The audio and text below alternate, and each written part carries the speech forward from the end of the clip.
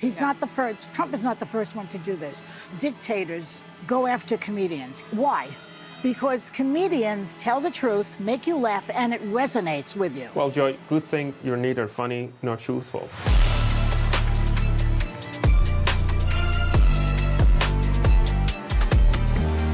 I'm not listening to y'all anymore. I'm not listening to you.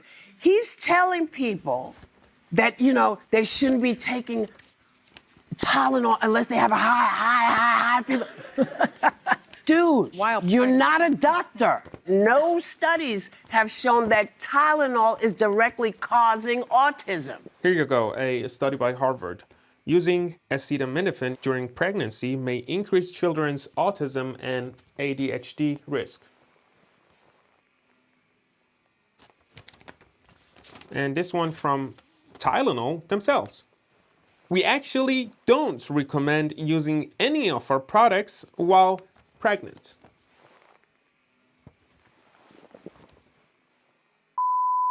Last week, Georgia Hyundai plant, where over 450 people were taken into custody, suspected of living and working illegally. Over 300 of them were South Korean.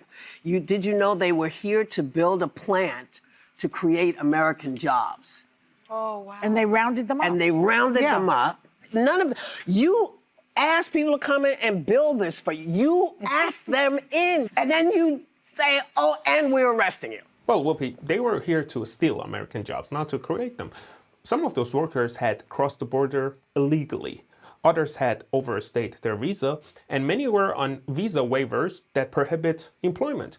And the fact that you are upset, not because they broke the immigration and employment laws of your country by exploiting cheap labor to enrich South Korea at the expense of American workers, but because they got caught doing it, is why you should have spent your summer break reflecting on why you're a laughingstock. We'll be right back. Isn't a fundamental part of being an American that we are able to express our opinions to each other without fear, without this kind of horror happening? And it seems to be something we have been seeing more and more of.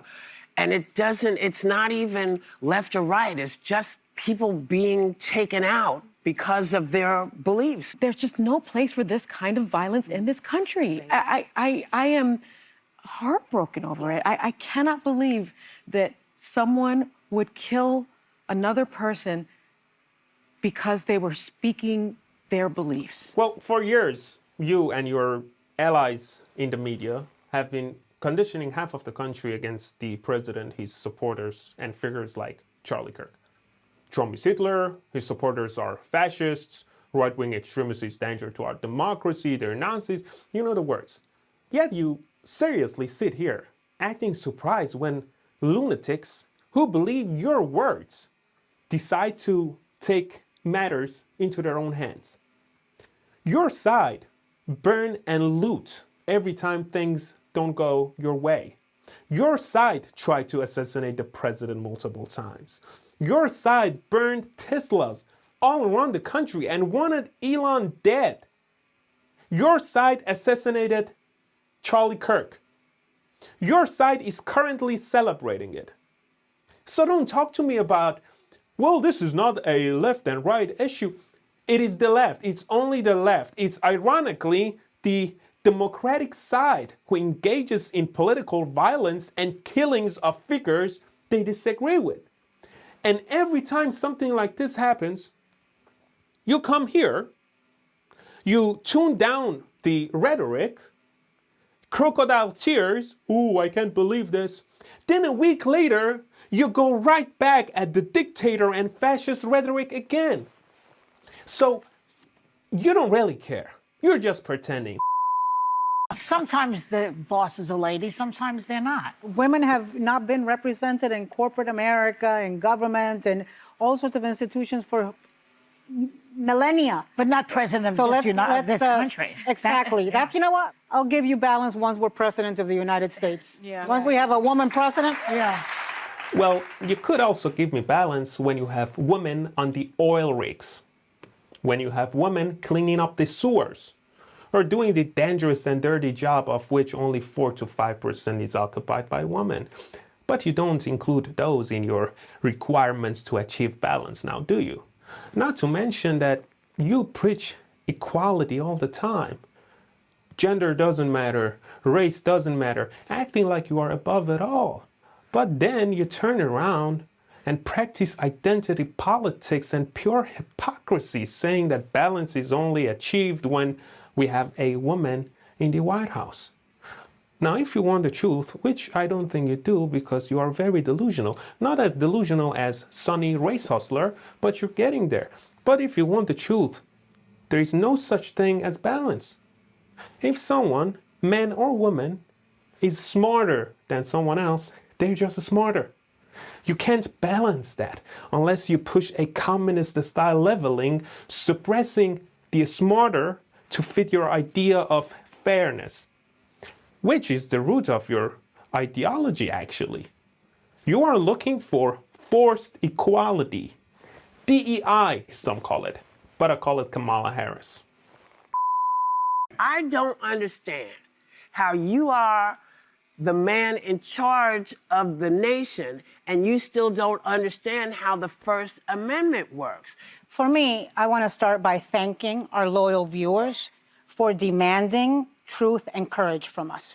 I don't understand how in this country, where the First Amendment made to the Constitution was to guarantee freedom of the press and freedom of speech, the government itself is using its weight and power to bully and scare people into silence. Well, you just thanked your audience for demanding truth from you.